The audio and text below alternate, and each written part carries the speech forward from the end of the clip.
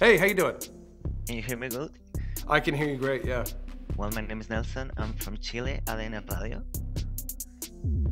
Very nice to meet you and talk to you today.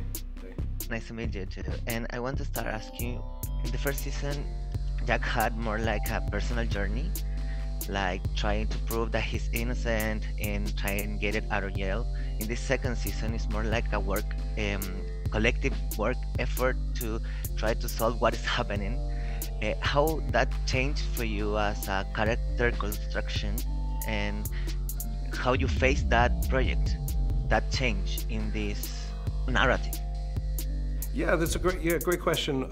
Season one, there was a lot of distance between us and Reacher and the people in the world of Margrave, right? So there was an unfamiliarity there. And, he's a rather stoic character, so we sort of come to expect that of him. There was the loss of his brother that drove a huge emotional stakes throughout the season. This is different in the sense that he's really, he's with his adopted family. He's with people that he's worked with for years, so there's a shorthand. And it was fun. The work was fun in trying to find that razor thin line between Reacher being too magnanimous and familiar with these people that he's fond of, So I think we straddled it pretty well. I think we were true to Reacher, but it was also, we're seeing a different side of him where he's much more open with the people that he's with.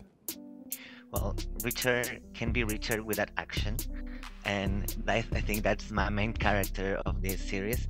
For you, what's the most enjoyable thing about action, and what's the most challenging thing?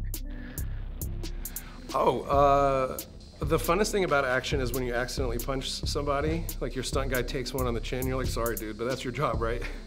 I'm kidding, I don't actually hit people, I got pretty good range.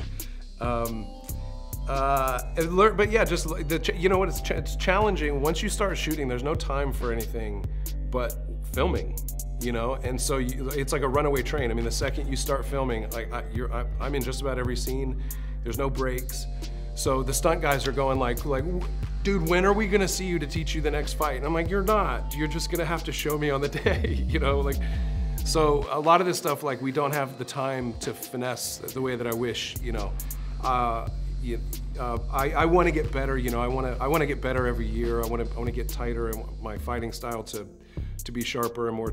There's a lot of work that I want to do, but I do it over lunch breaks and things like that. But the challenge is ever getting in the stunt facility to learn this stuff in the first place. I'd like to finish. What people can expect of Reacher 2, and what do you tell to your fans in Chile that Reacher 2 has new in these chapters? Yeah, I think people can expect for Reacher 2 to be the best show and most watched show in the history of film or television. And if they don't watch it, they're probably not going to have any friends. They're not going to have things to talk about with their friends. I'll probably come fight them in Chile. So there's just a world of problems if they don't, so they have to watch so they can have friends.